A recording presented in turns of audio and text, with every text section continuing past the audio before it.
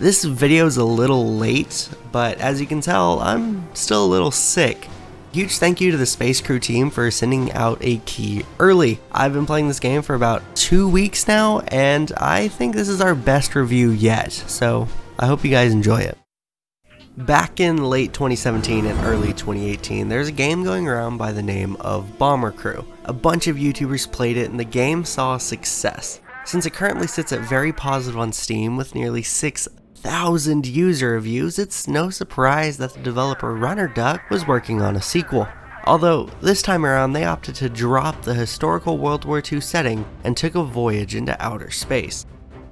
Space Crew sports the same art style and core gameplay loop as its predecessor, so returning players will feel right at home. But I never played Bomber Crew, so what is that core gameplay loop? When you boil it down, it's a real-time strategy game. You have 6 different crew members that you are able to control. A captain, a communications officer, engineer, security, and 2 gunners, all with their assigned stations.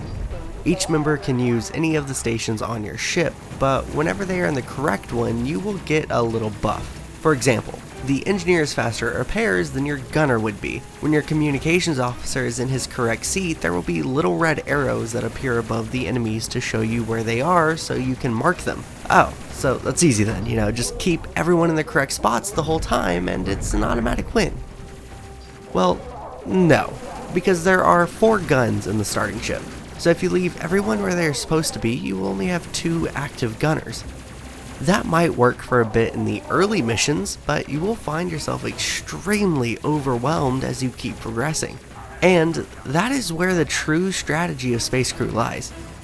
Who do you move from their station and onto a gun? Well, if you move the communications officer, more enemy fighters might show up without you realizing.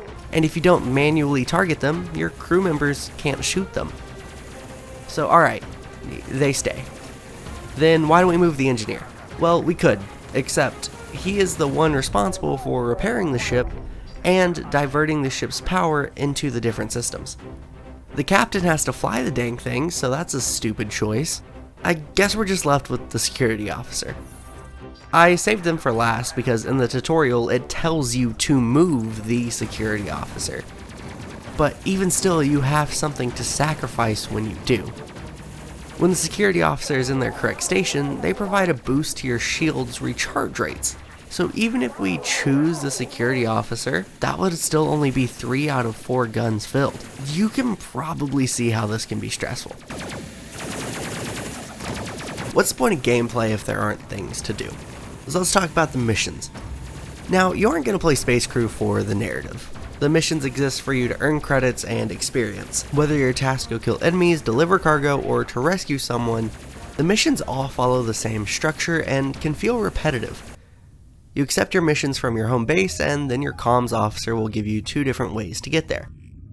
One takes fewer jumps, but is a higher risk, so there will be more enemies. The other way is low risk, but takes more time and requires more jumps. When you get to your objective, generally you'll have to fight a couple of waves of enemies and then return back to your home base. When you return, you're greeted with a nice dump of experience and credits and sometimes even items. Those items can be outfits and armor for your crew or guns and upgrades for your ship. Even when you unlock it, you will still have to purchase the items with the credits you earn by doing missions.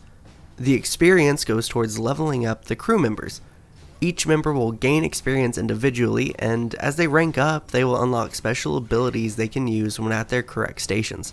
Like, my security officer unlocked the ability to give me an immediate shield recharge while at her station. So, wait, why did I put her on a gun again? My comms officer can call in allied fighters to help me, and my captain can do evasive maneuvers, which just ups my evasiveness stat. These unique abilities mean it really sucks when a crew member dies, because yeah, I haven't mentioned it yet, Space Crew features permadeath.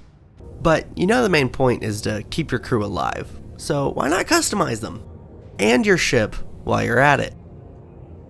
Say you are a live streamer and you want your chat to be included in your game. Well, you could customize your crew and could change their names to match your viewers. Or you could change the names to be people you don't like and, just not play the game very well, see what happens. Or you could just make yourself. That's always an option if you're boring. Other than cosmetic changes, you can also purchase gear and armor for them. I gave my engineer an upgraded repair tool, and I gave all my crew members a nice set of armor. The armor does make them move slower, but I'm not that good at this game, so I figured the extra health would be nice. I also customized my ship. Cosmetically, as you can see in this footage, I did a little InputSource theme, and that just made me happy. But usability wise, I upgraded my guns, and I think I installed an extra escape pod, so you can tell where I'm at confidence wise. That sums up my experience with Space Crew. It is a very fun and challenging space strategy game that easily earns its 8 out of 10 rating. I would have maybe liked to have seen the story be more worthwhile, but I genuinely loved my time with Space Crew, and I will still be playing it for a long time. Thank you for watching our review of Space Crew, and a huge thank you goes out to the Space Crew team for giving me a key early. If you enjoyed the video, please leave a like and subscribe. If you want to keep up with us outside of YouTube, follow us over on Twitter at InputSource, or use the links down in the description. You can also find where to purchase Space Crew down there too. Thank you so much for watching, and I will see you in the next video. I promise I won't be sick. Hopefully.